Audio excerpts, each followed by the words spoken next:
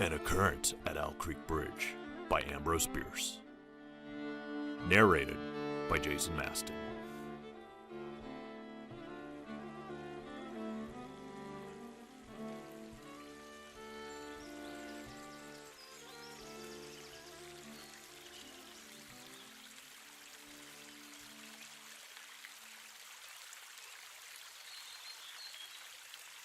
A man stood upon a railroad bridge in northern Alabama, looking down into the swift water 20 feet below. The man's hands were behind his back, the wrists bound with a cord. A rope closely encircled his neck. It was attached to a stout cross timber above his head, and the slack fell to the level of his knees.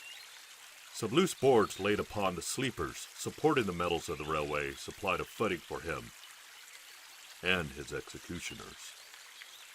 2 private soldiers of the Federal Army, directed by a sergeant who, in civil life, may have been a deputy sheriff. At a short remove upon the same temporary platform was an officer in the uniform of his rank, armed. He was a captain. A sentinel at each end of the bridge stood with his rifle in the position known as support. That is to say, vertical in front of the left shoulder, the hammer resting on the forearm thrown straight across the chest.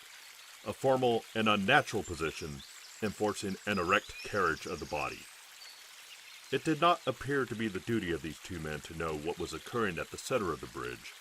They merely blockaded the 2 ends of the foot planking that traversed it. Beyond one of the sentinels, nobody was in sight. The railroad ran straight away into a forest for 100 yards, then, curving, was lost to view. Doubtless, there was an outpost farther along. The other bank of the stream was open ground, a gentle acclivity topped with a stockade of vertical tree trunks, loopholed for rifles, with a single embrasure through which protruded the muzzle of a brass cannon commanding the bridge. Midway of the slope between the bridge and fort were the spectators, a single company of infantry in line, at parade rest, the butts of the rifle on the ground, the barrels inclining slightly backwards against the right shoulder, the hands crossed upon the stock. A lieutenant stood at the right of the line, the point of his sword upon the ground, his left hand resting upon his right. Excepting the group of 4 at the center of the bridge, not a man moved. The company faced the bridge, staring stonily, motionless. The sentinels facing the bank of the stream might have been statues to adorn the bridge. The captain stood with folded arms, silent, observing the work of his subordinates, but making no sign. Death is a dignitary who, when he comes announced, is to be received with formal manifestations of respect, even by those most familiar with him. In the code of military etiquette, silence and fixity are forms of deference. The man who was engaged in being hanged was apparently about 35 years of age. He was a civilian, if one might judge from his habit, which was that of a planter. His features were good. A straight nose, firm mouth, broad forehead, from which his long dark hair was combed straight back, falling behind his ears to the collar of his well-fitting frock coat. He wore a mustache and pointed beard, but no whiskers. His eyes were large and dark gray, and had a kindly expression which one would hardly expect it in one whose neck was in the hemp. Evidently, this was no vulgar assassin. The liberal military code makes provision for hanging many kinds of persons, and gentlemen are not excluded. Preparations being complete, the 2 private soldiers stepped aside and each drew away the plank upon which he had been standing. The sergeant turned to the captain, saluted, and placed himself immediately behind the officer, who in turn moved apart 1 pace. These movements left the condemned man and the sergeant standing on the 2 ends of the same plank, which spanned 3 of the cross ties of the bridge. The end upon which the civilian stood almost, but not quite, reached the 4th. This plank had been held in place by the weight of the captain. It was now held by that of the sergeant. At a signal from the former, the latter would step aside, the plank would tilt, and the condemned man would go down between 2 ties. The arrangement commended itself to his judgment as simple and effective. His face had not been covered, nor his eyes bandaged. He looked a moment at his unsteadfast footing, then let his gaze wander to the swirling water of the stream racing madly beneath his feet. A piece of dancing driftwood caught his attention, and his eyes followed it down the current. How slowly it appeared to move. What a sluggish stream. He closed his eyes in order to fix his last thoughts upon his wife and children. The water touched the gold by the early sun, the brooding mist under the banks at some distance down the stream, the fort, the soldiers, the piece of drift, all had distracted him. And now he became conscious of a new disturbance. Striking through the thought of his dear ones was a sound which he could neither ignore nor understand. A sharp, distinct, metallic percussion like the stroke of a blacksmith hammer upon the anvil. It had the same ringing qualities. He wondered what it was, and whether immeasurably distant or nearby. It seemed both. Its recurrence was regular, but as slow as the tolling of a death knell. He awaited each stroke with impatience, and, he knew not why, apprehension. The intervals of silence grew progressively longer. The delays became maddening. With their greater infrequency, the sounds increased in strength and sharpness. They hurt his ear like the thrust of a knife. He feared he would shriek. What he heard was the ticking of his watch. He unclosed his eyes and saw again the water below him. If I could free my hands, he thought, I might throw off the noose and spring into the stream. By diving, I could evade the bullets and, swimming vigorously, reach the bank, take to the woods, and get away home. My home. Thank God, he says, yet outside their lines. My wife and little ones are still beyond the invaders' farthest advance. As these thoughts, which have here to be set down in words, were flashed into the doomed man's brain rather than evolved from it, the captain nodded to the sergeant. The sergeant stepped aside.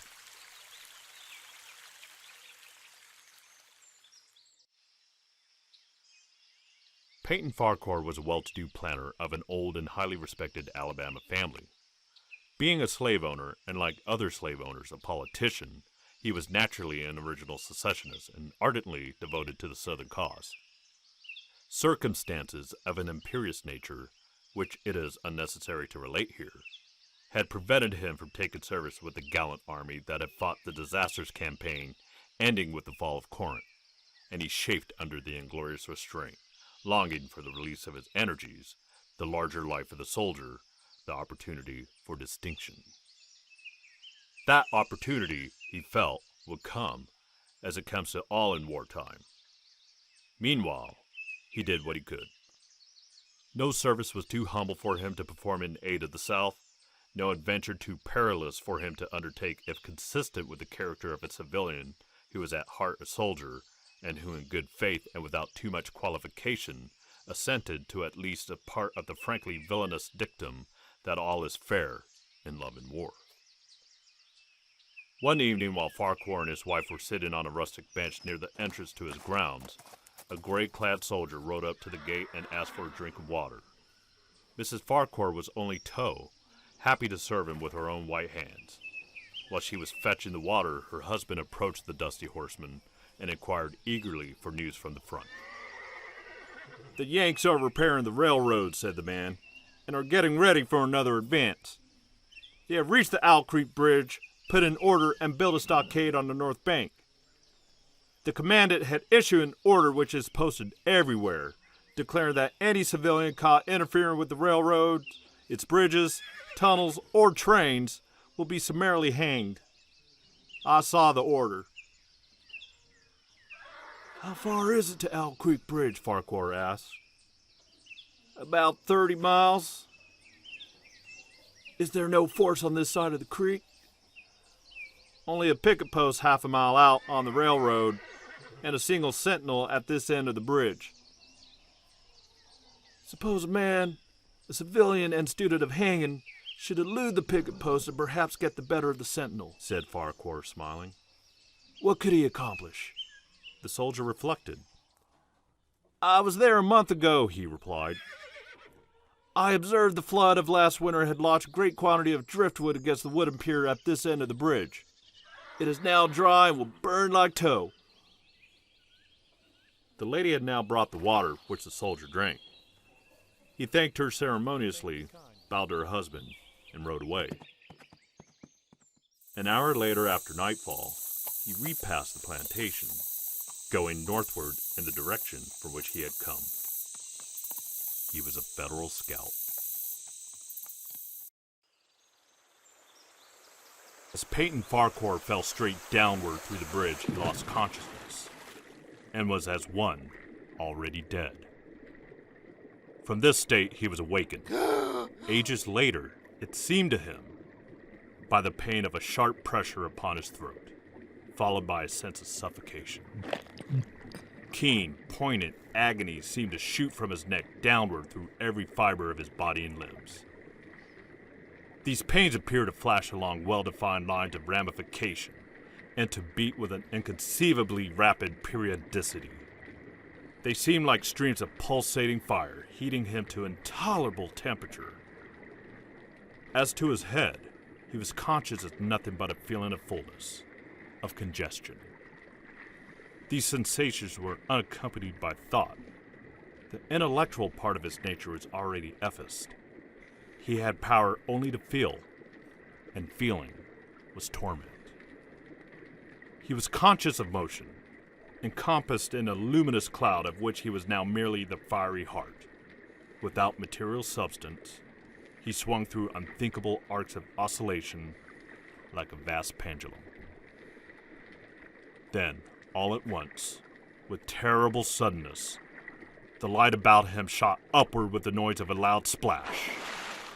A frightful roaring was in his ears, and all was cold and dark.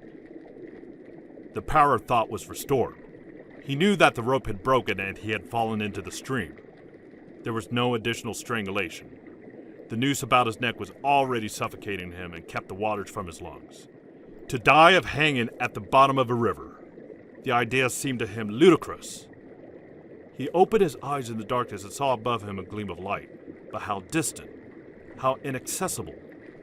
He was still sinking, for the light became fainter and fainter until it was a mere glimmer.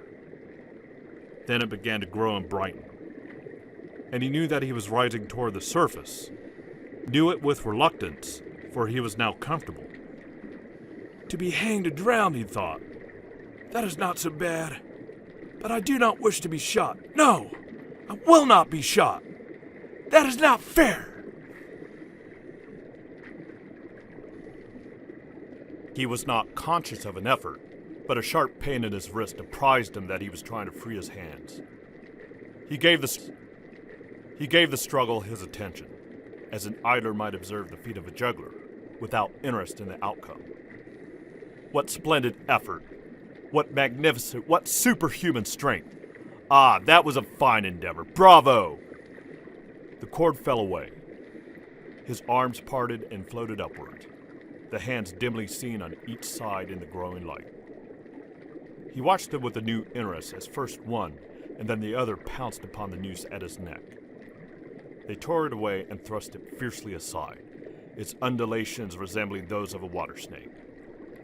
Put it back! Put it back! He thought he shouted these words to his hands, for the undoing of the noose had been succeeded by the direct pang that he had yet experienced. His neck ached horribly, his brain was on fire, his heart, which had been fluttering faintly, gave a great leap, trying to force itself out of his mouth. His whole body was racked and wrenched with an insupportable anguish. But his disobedient hands gave no heed to the command. They beat the water vigorously with quick, downward strokes, forcing him to the surface. He felt his head emerge. His eyes were blinded by the sunlight. His chest expanded convulsively, and with a supreme and crowning agony, his lungs engulfed a great draught of air, which instantly he expelled in a shriek. He was now in full possession of his physical senses. They were, indeed, preternaturally keen and alert. Something in the awful disturbance of his organic system had so exalted and refined them that they made record of things never before perceived. He felt the ripples upon his face and heard their separate sounds as they struck. He looked to the forest on the bank of the stream, saw the individual trees, the leaves, and the veining of each leaf, saw the very insects upon them, the locusts, the brilliant-bodied flies, the gray spiders stretching their web from twig to twig. He noted the prismatic colors in all the dewdrops upon a million blades of grass, the humming of the gnats that danced above the eddies of the stream, the beating of the dragonfly's wings, the strokes of the water spider's legs, like oars which had lifted their boat. All these made audible music. A fish slid along beneath his eyes, and he heard the rush of its body parting the water. He had come to the surface facing down the stream. In a moment, the visible world seemed to wheel slowly round, himself the pivotal point. And he saw the bridge, the fort, the soldiers upon the bridge, the captain, the sergeant, the two privates, his executioners. The captain had drawn his pistol, but did not fire. The others were unarmed. Their movements were grotesque and horrible, their forms gigantic. Suddenly, he heard a sharp report, and something struck the water smartly within a few inches of his head, spattering its face with spray. He heard a second report, and saw one of the sentinels with his rifle at his shoulder. A light cloud of blue smoke rising from the muzzle. The man in the water saw the eye of the man on the bridge gazing into his own through the sights of the rifle. He observed that it was a gray eye and remembered having read that gray eyes were keenest, and that all famous marksmen had them. Nevertheless, this one had missed. Counterswirl had caught Farquhar and turned him half round. He was again looking into the forest on the bank opposite the fort. The sound of a clear, high voice and a monotonous sing-song now rang out behind him and came across the water with a distinctness that pierced and subdued all other sounds, even the beating of the ripples in his ears. Although no soldier, he had frequented camps enough to know the dread significance of that deliberate, drawing, aspirated chant. The lieutenant on shore was taken apart in the morning's work. How coldly and pitilessly, with what an even, calm intonation, presaging and enforcing tranquility in the man, with what accurately measured intervals fell those cruel words.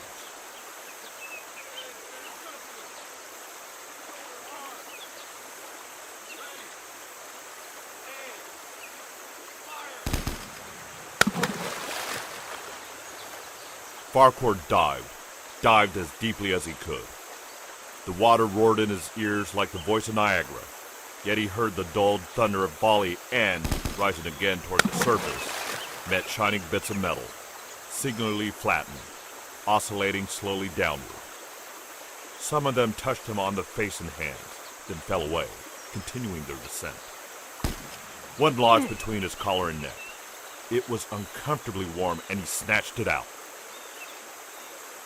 As he rose to the surface, gasping for breath, he saw that he had been a long time underwater. He was perceptibly farther downstream, nearer to safety. The soldiers had almost finished reloading.